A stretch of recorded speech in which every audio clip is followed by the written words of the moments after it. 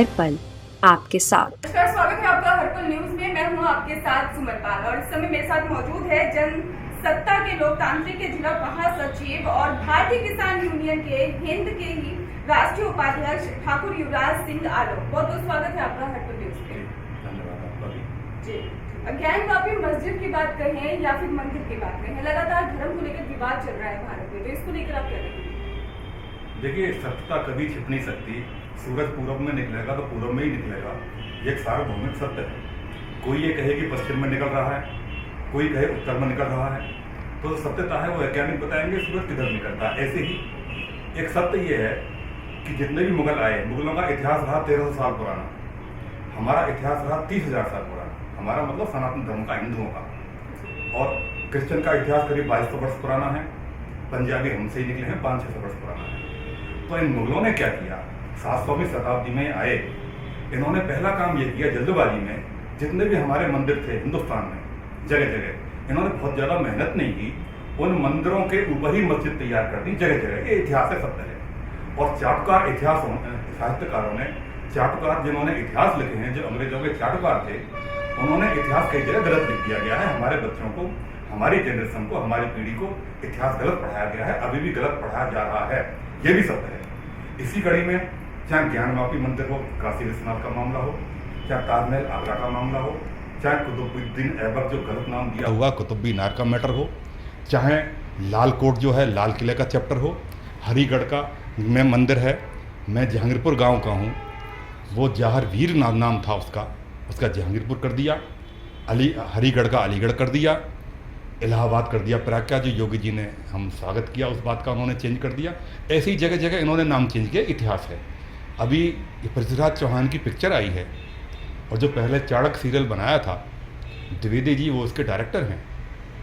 हमने वो पिक्चर कल देखी। एक सत्य ये भी है कि रविन्द्रनाथ टैगोर, जिसको महान कवि बताया जाता है, कुछ दिन पहले ही उनकी जयंती निकली है। रविन्द्रनाथ टैगोर को मैं मानता हूँ, लेकिन एक सत्य ये है कि वो चाटुकार नंबर 1 के थे अंग्रेजों के। उन्होंने राष्ट्रीय गान जो गाया, जनगण मन अधिनायक जय गे, वो जार्ज पंचम की पूजा के लिए एक थाली में 5 दीपक जला के उनकी आरती उतारी गई। नोबेल पुरस्कार पाया उन्होंने उसी चैप्टर पर। तो द्विवेदी जी ने, जब मूवी शुरू होती है तो राष्ट्रीय गान है, राष्ट्रीय गान ठीक है, लेकिन सत्य क्या है, ये अराष्ट्रीय गान है।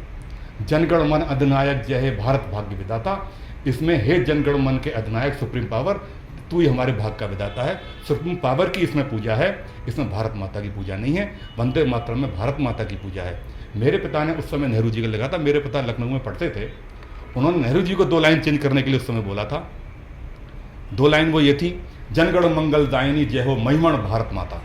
तो सारा राष्ट्रीय गान का चैप्टर चेंज हो जाता है, उसका पूरा मतलब चेंज हो जाता है, लेकिन वो नहीं चेंज की गई। अराष्ट्रीय गान पर हम अटेंशन खड़े हो जाते हैं, और अराष्ट्रीय गान में आज के सुप्रीम पावर की, मान लीजिए प्रधानमंत्री की पूजा है, तो माननीय प्रधानमंत्री जी से अनुरोध करूंगा, आज नहीं तो कल देर सवेर इस अराष्ट्रीय गान को राष्ट्रीय गान में परिवर्तित करें। इसकी 2 पंक्ति पहले चेंज करें, अगर उसकी धुन चेंज नहीं करना चाहते तो। जहाँ तक ज्ञानवापी के बारे में आपने क्वेश्चन पूछा, जितना भी वहाँ काशी विश्वनाथ में है, औरंगजेब ने आके और मुगलों ने आकर जगह जगह उनमें मस्जिदों के ऊपर, मंदिरों के ऊपर मस्जिद बनवाई हुई हैं, और वहाँ पे शिवलिंग निकला है, ये सत्य है। और इन मुगलों की सोच, काफ़ी मुसलमान राष्ट्रवादी हैं, और आज़ादी में काफ़ी राष्ट्रवादी मुसलमानों का अहम योगदान रहा है, लेकिन इनकी बदनीयती भी इतनी रही है। इन्हें पता था कि यहाँ हमारा शिवलिंग है, वहाँ इन्होंने हाथ धोना, कुल्ला करना शुरू कर दिया। और सत्य कभी छिपता नहीं, देर सवेर जरूर उजागर होता है, तो अब वो उजागर हो रहा है। और मैं तो सुप्रीम कोर्ट को साधुवाद धन्यवाद देना चाहता हूँ, और लोगों से, अपने हिंदू मुस्लिमों से अपील करूँगा कि जो कोर्ट वहाँ पे भी जिस तरीके की भी आपको आदेश देता, हमको मानना चाहिए, हिंदुओं को भी मुस्लिमों को भी। और उसी कड़ी में चाहे ताजमहल का चैप्टर हो, किसी भी रूप में ताजमहल मकबरा नहीं है, वो एक मंदिर है। उसके नीचे के जो 20 कमरे बंदे हुए हैं वो खोले नहीं गए।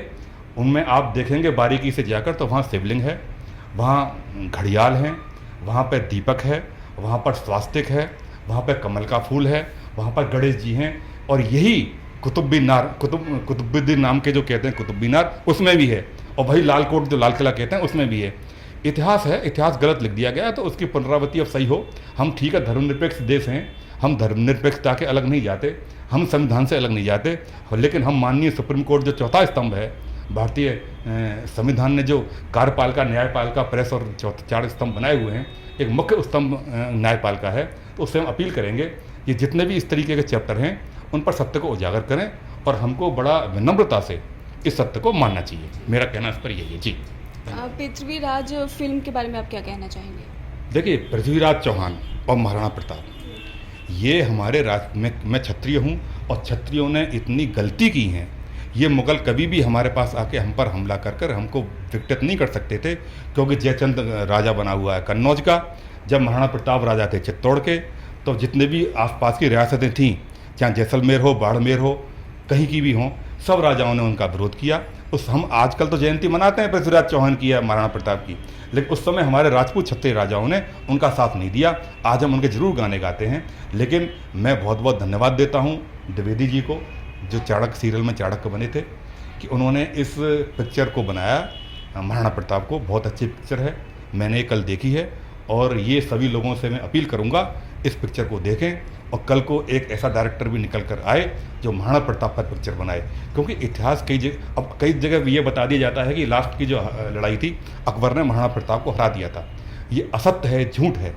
महाराणा प्रताप की 20,000 की फौज ने 1 लाख फौज जो अकबर की थी उसको हराया था, और अकबर को महारानी ने जान बख्शी थी उसकी।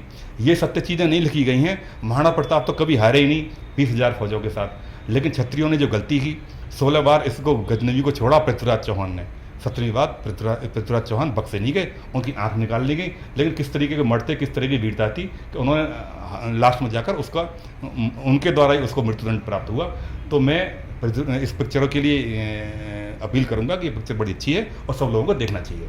जी, राकेश टिकैत के लगातार बयान सामने आते रहते हैं, लगातार उनके बयान सामने आते हैं, उस पर क्या कहेंगे? देखिए, महात्मा महेंद्र सिंह टिकैत, उनको उनके सामने हम नतमस्तक हैं, उनको हम सैल्यूट करते हैं।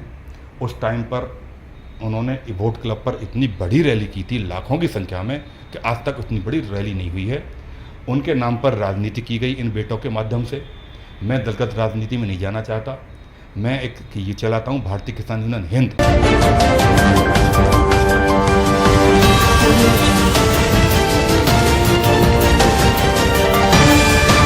हर पल आपके साथ।